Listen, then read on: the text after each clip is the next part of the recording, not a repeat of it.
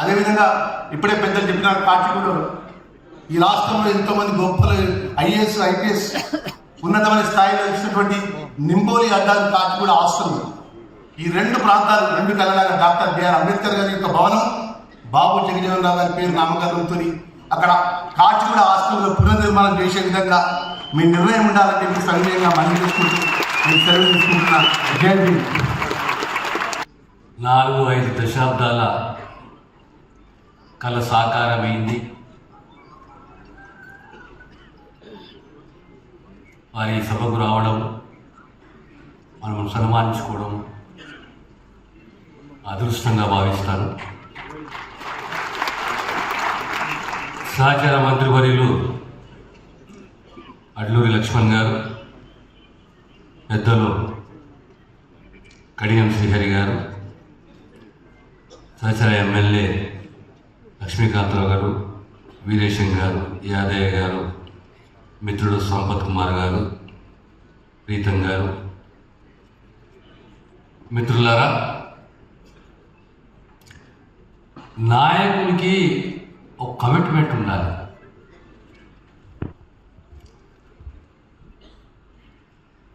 ఆ కమిట్మెంట్ కొరకు ఏ స్థాయికన్నా పోయి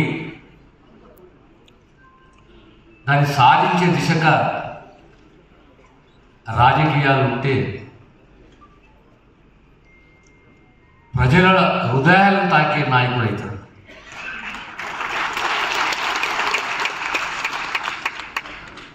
నేను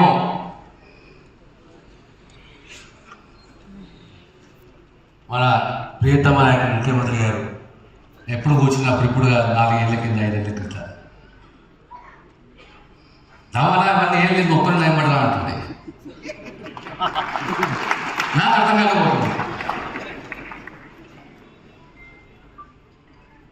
నువ్వు రావద్దని అంటే నీ జాతి కావాలి నాకు.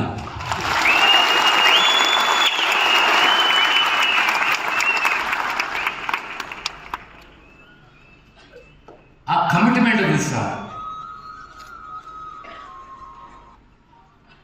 ఆగస్టు 1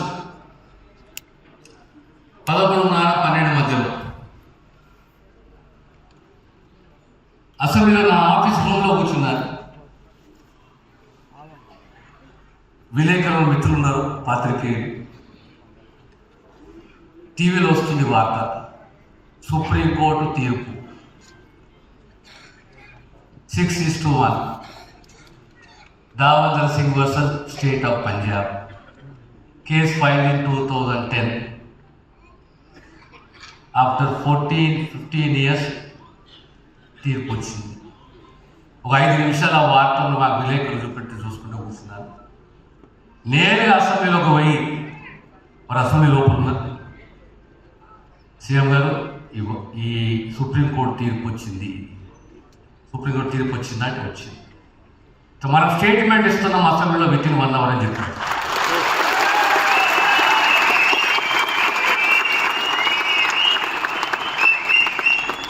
అంటే 4 ఏళ్ళ క్రితం 5 ఏళ్ళ కింద దమ్మలను ఎప్పుడు ఉన్నదానికి అర్థం ఇది.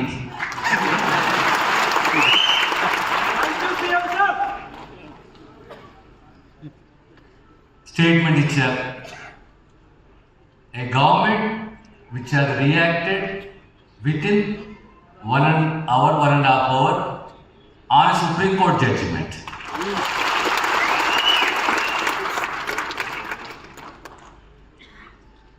తర్వాత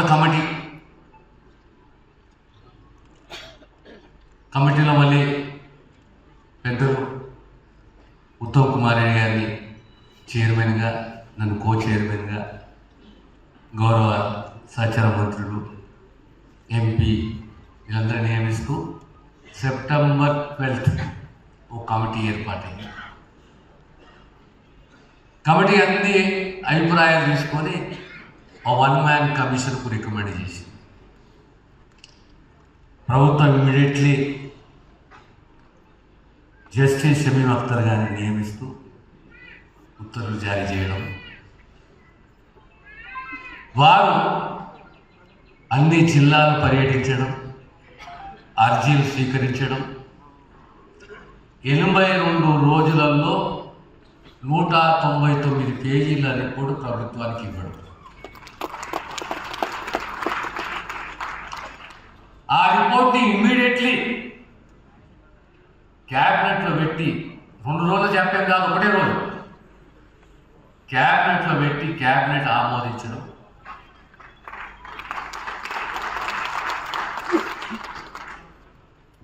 మార్చి 17న అసెంబ్లీలో బిల్లు ప్రవేశపెట్టడం. ఆ రోజే బిల్ పాస్ కావడం. 18న కౌన్సిల్లో బిల్లు పాస్ కావడం. ఏప్రిల్ 14న 15/2025 యాక్ట్ రావడం. ఈ పూర్తి ప్రక్రియ 8 మాసాలు. Entire process took about 8 months, right from the statement made by the Honorable Chief Minister on the floor of the House to the bill becoming an act.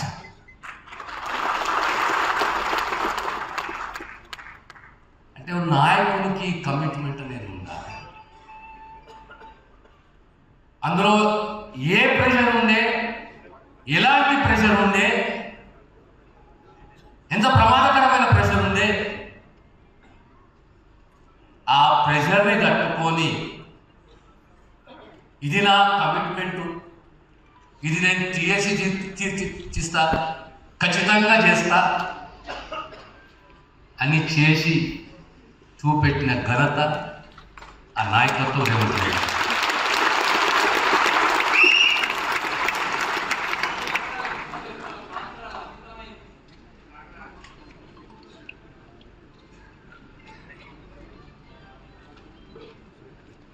Bill ప్రవేశపెట్టడం నేను అదృష్టంగా భావిస్తాను.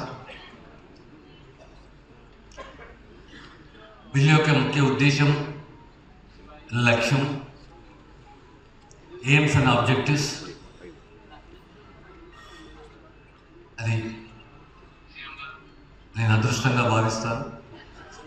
ఇదే రకంగా 2013లో సప్లైన్ చట్టం తీసుకొచ్చాం. ఆనాడు కూడా ఆ కమిటీ చైర్మన్, ఆనాడు యాక్ట్ తీసుకొచ్చాం. ఇలా 2-3 ప్రధానమైన అంశాలు చక్కగా పెద్దలు కడియం శ్రేణి గారు చెప్పారు. విద్య యొక్క ప్రాధాన్యత. నేను ఆలోచన చేస్తుంటే ముఖ్యమంత్రి గారు ఎందుకు ఎడ్యుకేషన్ డిపార్ట్మెంట్ పెట్టుకున్నారు అని చెప్పేసి. అంటే it shows the commitment of the leader towards education, the importance of education, importance of education. ప్రతిసారి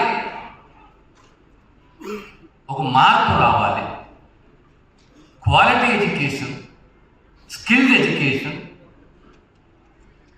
nutritious food, comfort to the student, security to the student అనే ఒక్క కాన్సెప్ట్లో వారి ఆలోచన. ఇలా మీకు హెల్త్ కార్డు వచ్చింది, ఇంకో వర్గానికి హెల్త్ కార్డు కావాలి.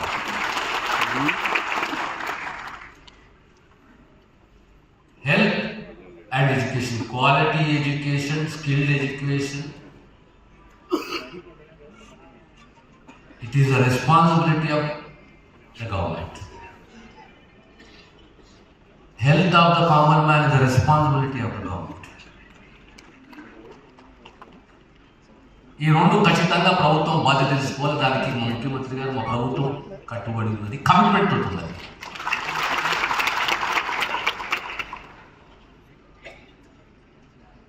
ఈ కేటగరైజేషన్ అనేది 2 కులాల మధ్యల పంచాయతీ కాదు. Let us come out of that hangover.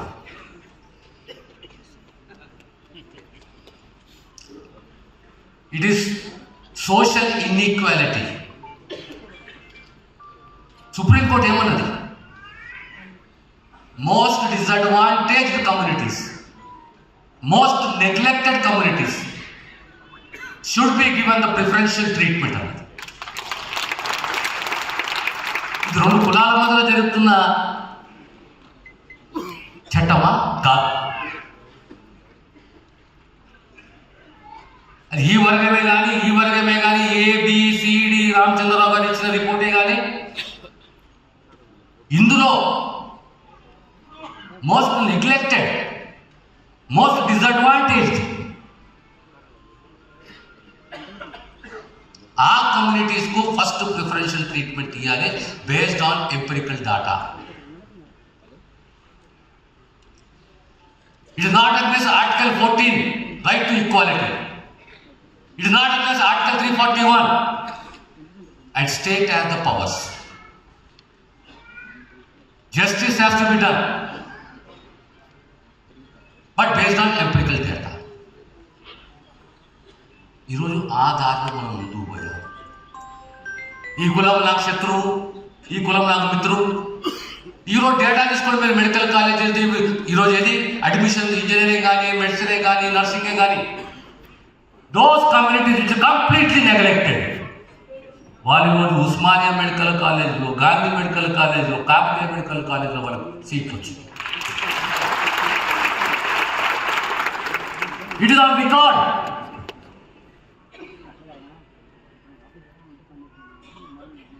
ఇది బాబాసాహెబ్ కళ నెరవేరి.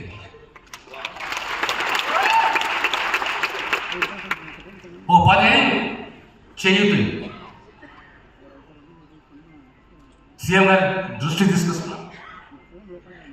దోస్ ఫ్యామిలీస్, నేను మొన్న పోయిన మా ప్రాంతానికి జోగి మన మున్సిపల్ ఎలక్షన్లో కూర్చున్నా.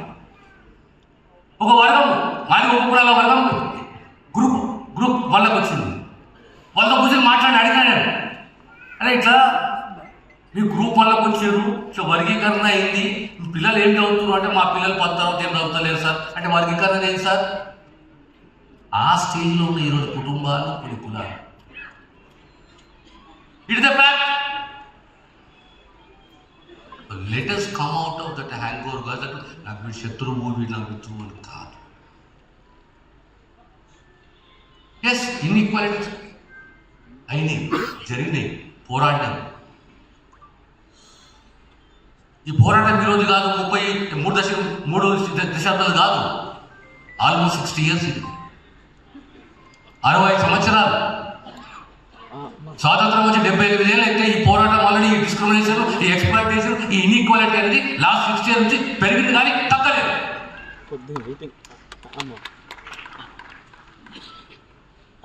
ఈరోజు మీటింగ్లో ఉన్నా నేను వాళ్ళు సరే సరే ఎంత చక్కని రిపోర్టు శివభక్తులు, purely based on empirical data. ఏ ఉపకులం और ఆర్థిక సామాజిక ఎడ్యుకేషనల్ ఎంప్లాయ్మెంట్ ప్రొఫెషన్ దీని ఆధారంగా ఎక్కడ ఉన్నారు వాళ్ళు, ఎక్కడ పెట్టాలి వాళ్ళు?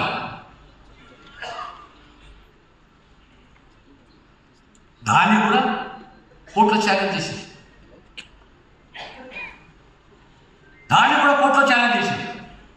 People who believe in Baba Saheb Ambedkar, people who believe in the ideology of Baba Saheb Ambedkar, people who say Jai Bhim, ఇలాంటి కాన్స్పిరసీ జరిగినాయి. లక్కీ కోర్టు స్టే ఇవ్వలేదు. ఈరోజు అడ్మిషన్స్ ముఖ్యమంత్రి గారు అంత floor of the house announce, ఈ రోజు నుంచి నోటిఫికేషన్స్ రావు. ఏ రోజైతే చట్టం చేస్తామో ఆ రోజు నుంచి నోటిఫికేషన్స్ వస్తాయి. ఆ నోటిఫికేషన్లలో ఖచ్చితంగా ఈ వర్గీకరణ ఉంటుంది, కేటగరైజేషన్ ఉంటుంది, గ్రూప్ ఏ, గ్రూప్ 2, గ్రూప్ 3 ఇవి ఉంటాయి. అదే పద్ధతి పాటించింది. డిపార్ట్మెంట్లో కొన్ని ఇబ్బందులు ఉన్నాయి, ప్రమోషన్స్ కావాలి, ఎస్ వీల్ ఎగ్జామిన్ ఇవరకు ఎంప్లాయ్మెంట్ కేటగరైజేషన్, అడ్మిషన్స్ కేటగరైజేషన్, ఎవరు ఆస్తి వాళ్ళు తీసుకోలేదు. కానీ నా ఆర్థిక స్థితిగతులు ఏంటి? నేను ఒక గ్రామంలో ఉన్నాను, నా ఫ్యామిలీ, నా తల్లి, నా తండ్రి, నా చెల్లెలు నేను. నా పరిస్థితి ఏంటి? నేను ఇల్లు కట్టుకోలేని పరిస్థితి. నా బస్తీ పరిస్థితి ఏంటి? నా ఇంటి పరిస్థితి ఏంటి? నా ఆర్థిక పరిస్థితి ఏంటి? నేను ప్లాట్ కొనే పరిస్థితులు లేను, ఇల్లు కట్టుకునే పరిస్థితులు లేను. నా కొడుకు పాలిటెక్నిక్ చేస్తున్నాడు, వాళ్ళకి ఉద్యోగం దొరకలేదు. దానికి సొల్యూషన్ ఏంటి? ఒక sub plan. Those families should be targeted. One time investment. ఈ రకంగా అడ్మిషన్స్, ఎడ్యుకేషన్, ఎంప్లాయ్మెంట్ అంటే ప్రతి ఒక్కటి ప్రభుత్వంలో రాదు, స్కిల్ కావాలి. ఈరోజు స్కిల్ యూనివర్సిటీ ఏర్పాటు చేశారు ముఖ్యమంత్రి గారు. గతంలో ఎవరు ఆలోచన చేయలేదు. నైపుణ్యంతో కూడిన విద్య. మీ అందరితో ఒక్క విన్నపం, ఇది వర్గీకరణ కాదు. February 4th నాడు సీఎం గారు స్టేట్మెంట్ ఇచ్చారు. Year declare on the day February 4th is social justice day.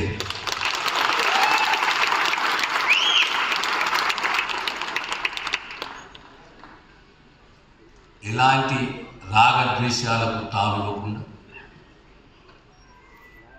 those communities should be lifted which are at the most disadvantaged stage.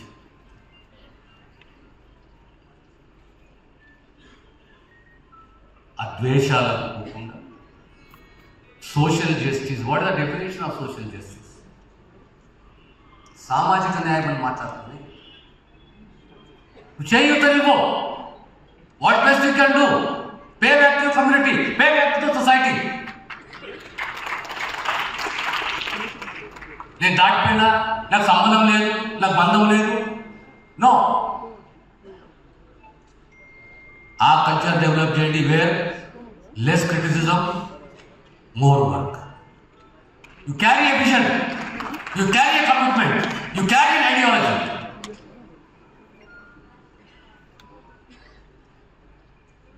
And pay back to the society. ఆ దిశగా మనం ప్రయత్నం చేయాలి, కృషి చేయాలి. లక్ష్మణ్ దగ్గర కానీ, కవంపల్లి సత్యనారాయణ, వేముల వీరేశం, మందుల సామె, మా దగ్గర అధికార యంత్రాంగం లేదు, అక్రమ సంపాదన కూడా లేదు. ఎన్నికల్లో గెలవాలి అనంటే అగమ్య గోచర పరిస్థితి. అక్రమ కేసులు, అక్రమ సంపాదనతో ఆధిపత్యాన్ని చెలాయిస్తున్న వాళ్ళు ఒకవైపు, ఏ విధంగా అయినా సరే చచ్చినా సరే ఈ ఎన్నికల్లో నిలబడి గెలవాలి అని చిత్తశుద్ధితో మా ప్రయత్నానికి మీరందరూ అండగా నిలబడితే ఈ ప్రజాపాలన, ఈ ప్రభుత్వం ఏర్పడ్డది. మాటలతోనూ మూటలతోనూ గెలిచే పని అయితే 2023 నాడు మేము గెలిచి ఉండే వాళ్ళం కాదు. కమిట్మెంట్తో, చిత్తశుద్ధితో ప్రజా సమస్యల్ని పరిష్కరించాలన్న ఆలోచనతో ప్రజల ముందుకు వచ్చినాం కాబట్టి ప్రజాపాలన ఏర్పడ్డది. ఆ ప్రభుత్వం కొన్ని సమస్యలకు శాశ్వత పరిష్కారాన్ని చూపించింది. ఈనాడు మీరందరూ దామన్న 60 సంవత్సరాల సమస్యని పెద్దలు కడియం శ్రీహరి గారు మొదటి నుంచి సమస్య పోరాటం ఉధృతమైనప్పటి నుంచి చట్టసభలో ఇది ఆమోదించినంత వరకు ప్రజా జీవితంలో వారు వివిధ హోదాలలో, వివిధ బాధ్యతలో సజీవ సాక్షిగా నిలబడి గల్లీ నుంచి ఢిల్లీ వరకు మీరు పోరాటాలు చేసి మీ జాతి యొక్క లక్ష్యాన్ని సాధించడానికి వేలాది మంది కేసుల్లో ఇరుక్కున్నారు. కొంతమంది పిల్లల ప్రాణాలు కూడా పోయినాయి. ఆవేశం ఏ విధంగా అయినా సాధించాలి, సాధించకపోతే మాకు మనుగడనే లేదు, ఎట్లయినా సాధించుకోవాలని ప్రాణ త్యాగాలు చేసిన పిల్లలు. ఎన్నో చిక్కుముళ్ళు, ఎన్నో కమిషన్లు ఇచ్చే నివేదికల మీద తర్జనలు భర్జనలు. ఏదైనా ఒక ఆదేశం వస్తే అది న్యాయస్థానం ముందు సమీక్షకు పెట్టి ఏదో ఒక రకంగా 2 అడుగులు ముందుకేస్తే 4 అడుగులు వెనక్కేసే పరిస్థితిలో మీరందరూ ఉన్నారు.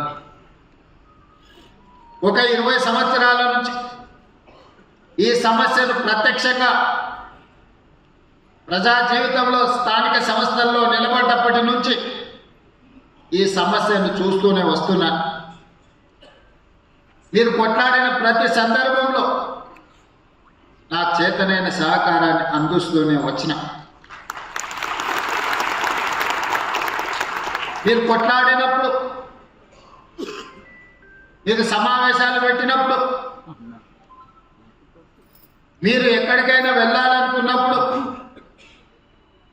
ఈ సమావేశాన్ని ఏ విధంగా విజయవంతం చేయాలనుకున్నప్పుడు మిత్రులు కృష్ణ మాదిగ గారు, సతీష్ మాదిగ గారు ఎవరు నా దగ్గరకు వచ్చినా కాదనకుండా అండగా నిలబడి మీ న్యాయమైన హక్కును సాధించడానికి ముందు నుంచి మీతో పాటు నడిచిన. తెలంగాణ రాష్ట్రం సాధన మీ అందరికి ఉన్నట్టే నాకు 2 చేతులు 2 కళ్ళు మాత్రమే ఉన్నాయి. పని చేసే ముందుకే చూస్తాను, ముందుండే పనుల్ని చేస్తాను. కానీ వెనక నుంచి జరిగే దాడిని నేను చూసుకోలేను. కాబట్టి మీ జాతి అండగా నిలబడి సమస్య పరిష్కారం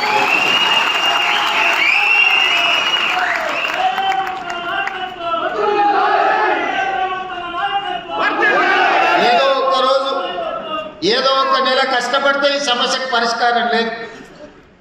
నిరంతరం అప్రమత్తంగా ఉండి మన సమస్యల్ని మనం అర్థం చేసుకొని ముందుకు వెళ్ళాలి. అదేవిధంగా మిత్రులారా, మీరందరూ ప్రభుత్వ ఉద్యోగులు. ఈ ప్రభుత్వానికి కళ్ళైనా చెవులైనా బ్రాండ్ అంబాసిడర్లైనా నా ప్రభుత్వ ఉద్యోగులే. నేను పదే చెప్తా ఉన్నా. మొన్న జరిగిన మంత్రివర్గంలో మేమందరం కలిసి ఒక నిర్ణయం తీసుకున్నాం. ప్రజాపాలన ప్రగతి ప్రణాళిక కార్యక్రమం 99 రోజుల కార్యాచరణ కార్యక్రమాన్ని తీసుకున్నాం. ప్రభుత్వం వచ్చిన తర్వాత రేషన్ కార్డులు ఇచ్చినాం, సన్నబియ్యం ఇచ్చినాం, ఇందిరమ్మ ఇల్లు ఇచ్చినాం, 200 యూనిట్లు ఉచిత కరెంట్ ఇచ్చినాం, ఆడబిడ్డలకు బస్సులో ఉచిత ప్రయాణం ఇచ్చినాం, రైతు రుణమాఫీ చేసినాం, రైతు భరోసా అమలు చేసినాం. అందరికి వచ్చిందా రాలేదా అంటే నాకు తెలీదు. మీరు ఇచ్చిన సమాచారమే నాకున్న సమాచారం. ఇవాళ మీ అందరికీ నా విజ్ఞప్తి ఒకటే, ఏ పేదవాడి కూడా నాకు రేషన్ కార్డు లేదు అని బాధపడద్దు. ప్రతి పేదవాడికి, చివరి పేదవాడి వరకు రేషన్ కార్డు అందాలి అంటే మీరు కష్టపడి వాళ్ళకి అందించాలి. నేను ఎందుకు ఈ మాట చెప్తున్నా అంటే, రేషన్ కార్డు వస్తే రేషన్ బియ్యం వస్తాయి, రేషన్ బియ్యం వస్తే రేషన్ కార్డు వస్తే ఇందిరమ్మ ఇల్లు వస్తుంది, రేషన్ కార్డు వస్తే ఇంటికి ఉచిత కరెంట్ వస్తుంది. ఇవాళ రేషన్ కార్డు కోసమైనా, సన్న బియ్యం కోసమైనా, ఇందిరమ్మ ఇల్లు కోసమైనా, 200 యూనిట్లు ఉచిత కరెంటు కోసమైనా ఎవరు ఎదురు చూస్తున్నారయ్యా అంటే అత్యధికంగా మీ జాతి బిడ్డలే ఎదురు చూస్తున్నారు. వాళ్ళకో వీళ్ళకో ఇతర ఆధారం ఉంది. ఏ ఆధారం లేని జాతి ఈరోజు ఇంకా సమాజంలో అత్యంత వెనుకబాటుతనాన్ని అనుభవిస్తున్నది మీ జాతి. మీరు బాధ్యతతో వ్యవహరిస్తే వాళ్ళకు న్యాయం జరుగుతుంది.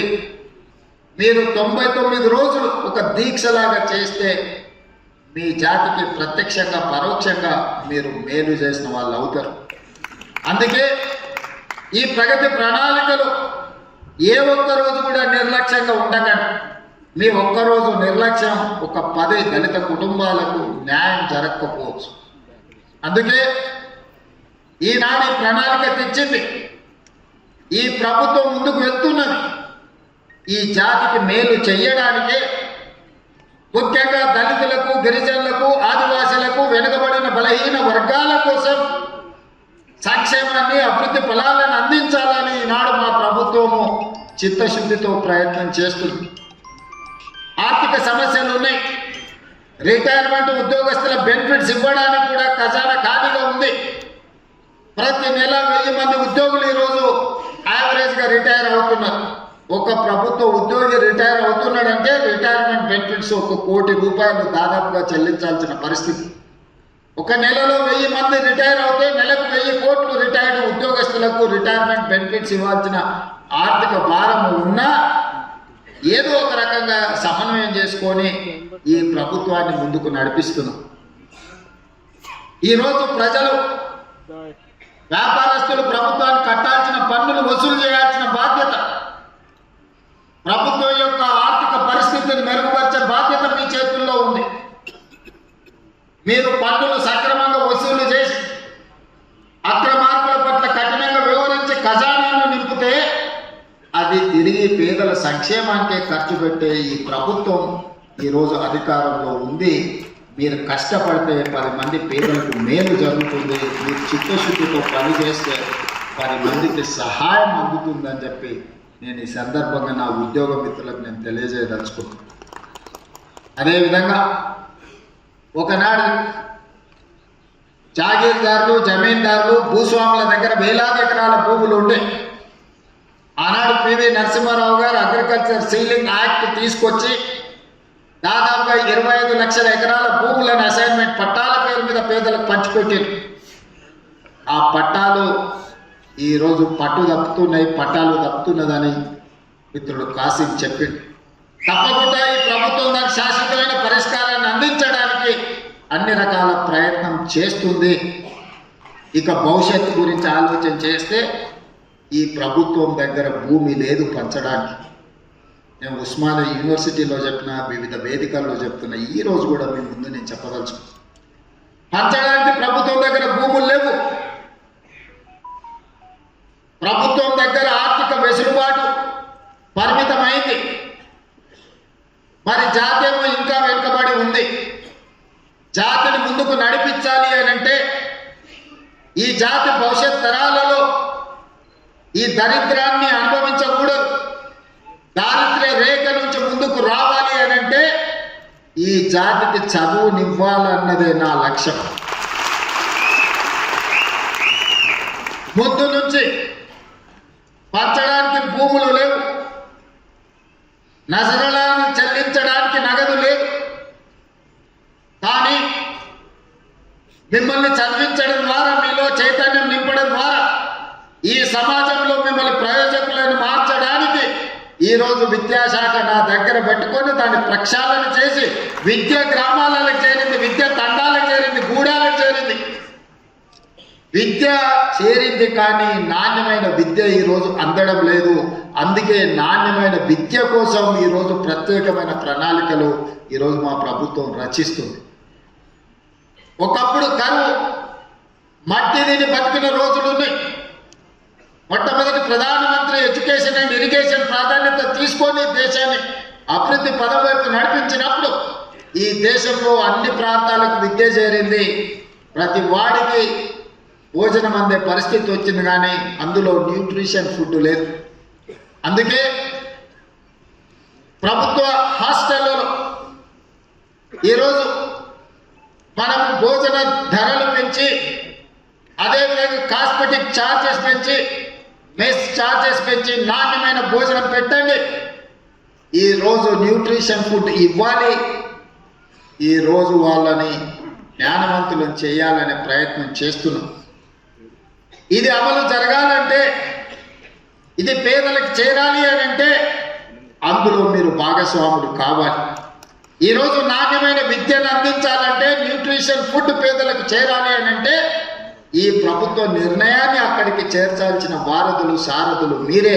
ఇక్కడున్న వేలాది మంది నా ప్రభుత్వ ఉద్యోగులు అని చెప్పి నేను ఈరోజు చెప్పదలుచుకున్నాను. ఇవాళ విద్య ఒక్కటే మీ జీవితంలో మార్పు తెస్తుంది. ఇవాళ మీరు అందరూ ఇక్కడ ఆర్టీఓలు ఉండొచ్చు, డిఎస్పీలు ఉండొచ్చు, ఎంఆర్ఓలు ఉండొచ్చు, లేకపోతే ఇతర ఉన్నతాధికారులు ఉండొచ్చు, విఆర్ఓలు ఉండొచ్చు. ఇంతకుముందు తహసీల్దార్ గారు మాట్లాడారు. ఈరోజు ఈ వేదిక మీద గొప్పగా మీరు రాణిస్తున్నారంటే మీరు చదువుకున్నారు కాబట్టి ఇది సాధించగలిగారు. ఈ ఒక్క చిన్న మర్మాన్ని గుర్తించాలి. మనకు అవకాశం వచ్చినప్పుడు మనం 10 మందికి చేయూత అందించాలి. మీకు మాకు పొత్తుంది, వ్యవసాయం పొత్తు, కానీ లక్షణాలు కూడా కొంచెం దగ్గర పోలుతుంది. మనకు అవకాశం రాకనే రిలాక్స్ అయిపోతాం. మేము బంగళ కట్టుకుంటాం, కారు కొనుక్కుంటాం, చుట్టాల దావతులకు పోతుంటాం. మీరు కూడా అవకాశం రాగానే అవకాశం వచ్చింది ఇంకేముందిలే అలసిపోయినాం దావత్ చేసుకుందాం అని అనుకుంటారు. దావతులు కొంత తగ్గించాలి మనం. ఎందుకంటే రెడ్డికి ఇచ్చినా కూటం రెడ్డికి ఇచ్చినా ఏం చేస్తారా, దావతులు చేసుకుంటారా. అది కూడా ఉండాలి కానీ పోతాదు తగ్గాలి. ఇతరులు మనల్ని చూసి అరే పిల్లలు కష్టపడుతురా, బాగా కష్టపడుతురు, మంచిగా చేస్తురు, 10 మందికి సాయం చేస్తురు, ఈ పిల్లలకు అవకాశం ఇస్తే నిలబెట్టుకుంటారు, ఈ పిల్లలకు అవకాశం వస్తే 10 మందికి అండగా నిలబడతారు అని ఒక మంచి పేరు తెచ్చుకోవాల్సిన బాధ్యత మీ మీద నా మీద ఉన్నదని నేను అనుకుంటున్నాను. వాళ్ళు కూర్చున్నప్పుడు మనం చూసి నవ్వుకుంటారు, వీళ్ళకి ఏది ఇచ్చినా నిలబెట్టుకోవడం వాళ్ళతోనే అయిపోతుంది. మనం అట్లా కాదు, ఇంకా 10 మందికి నిలబెడతామనే నమ్మకం కలిగించాల్సిన బాధ్యత ముఖ్యంగా నా మీద, సతీష్ మార్గం మీద అవుతుంది. ఎందుకంటే అందరు మనల్ని గమనిస్తూ రాజ్యం ఉంది కదా అని వాళ్ళకి కావాల్సిన పని చేసుకుంటారు, ఎంత నిలబెట్టుకుంటారు చూద్దాం కదా అని అనుకుంటారు. నేనైతే జెడ్పీహెచ్ఎస్లో చదివినా, మా దామన్ అయితే హెచ్పిఎస్లో చదువుకున్నాను. వాళ్ళకి తెలియాల్సింది ఏంటంటే నాకు తెలుగులో తెలుసు, మా దామానికి ఇంగ్లీష్లో తెలుసు. सब बकना एक लिखना है अंकट पेट्रोल जपे बकने वाले बकते रहेंगे मगर हम लिखना पक्का लिख के रखेंगे, कहीं पर छोड़ने का नहीं है. इस बार कहीं किसी को जगह नहीं छोड़ेंगे, जो जाति के लिए जरूरी है सब कुछ लिखेंगे, कानून बनाएंगे, कोई आगे कुछ नहीं कर सके. భవిష్యత్తులో మీకు ఏం కావాలో, భవిష్యత్తులో మీ హక్కులను ఏ విధంగా కాపాడాలో చట్టబద్ధత కల్పించే బాధ్యత నాది, దామన్నది, లక్ష్మణ్ వేదిక మీద ఉన్న ఎమ్మెల్యేలది. మేము కల్పించే చట్టబద్ధతను కాపాడుకునే బాధ్యత మీది. ఇది సమాజానికి ఉపయోగపడే విధంగా దీన్ని ముందుకు తీసుకెళ్లాల్సిన బాధ్యత మీ మీద ఉన్నది. మిత్రులారా, అప్రమత్తంగా ఉండండి.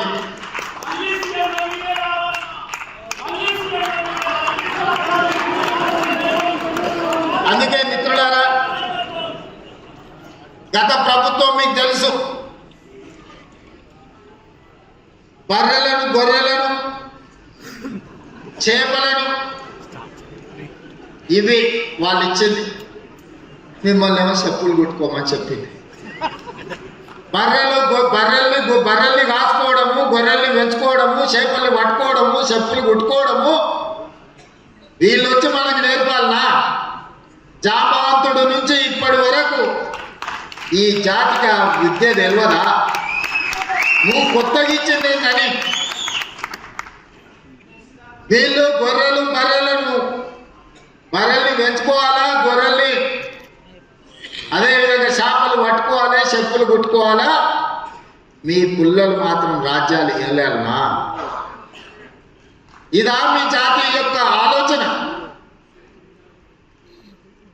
అందుకే ఈ బర్రెలు, గొర్రెలు, చేపలు కాదు, చెప్పులు కుట్టుకోవడం కాదు, చెప్పులు కుట్టిన ఈ జాతే డాక్టర్లు, లాయర్లు, ఇంజనీర్లు కావాలి, ఐఏఎస్లు, ఐపీఎస్లు కావాలి, మీరు ఎమ్మెల్యేలు, ఎంపీలు కావాలి.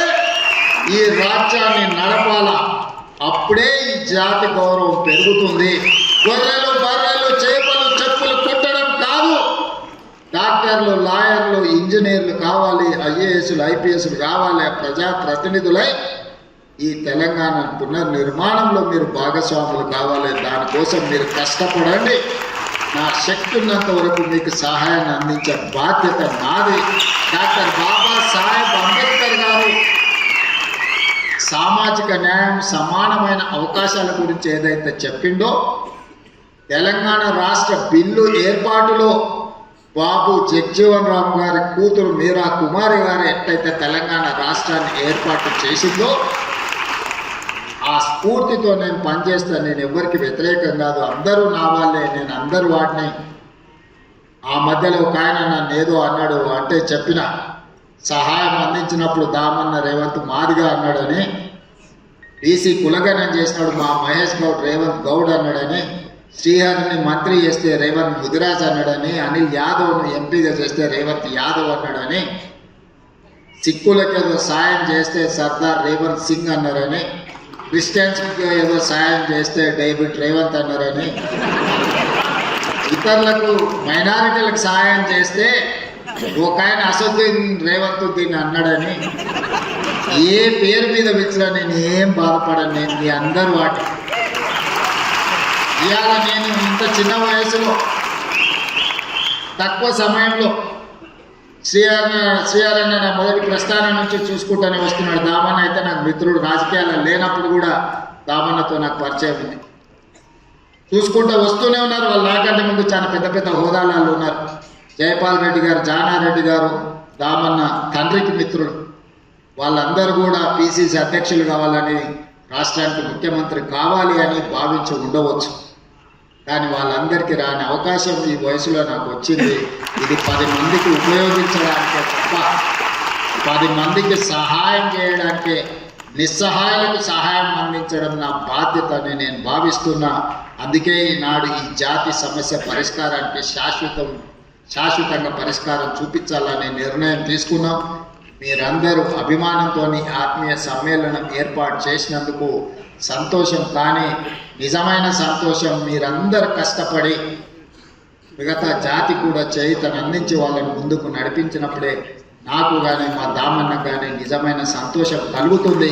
మీరందరూ చేస్తారనే విశ్వాసంతో మీ దగ్గర సెలవు తీసుకుంటూ, మా లక్ష్మణ్ గారు అదేవిధంగా నింబోలి అడ్డ గురించి, హాస్టల్ గురించి, అదే విధంగా భవన్ గురించి, ఇతర సమస్యలు ఏదైతే చెప్పిండ్రో మా దామన్నకు మా లక్ష్మణ్కు ముఖ్యమంత్రికి ఆదేశాలు ఇస్తున్న చీఫ్ సెక్రటరీ గారిని పిలిచి సమీక్ష చేసి అంబేద్కర్ గారి జయంతి లోపల నిధులను మంజూరు చేసిన నివేదికలను తయారు చేయండి.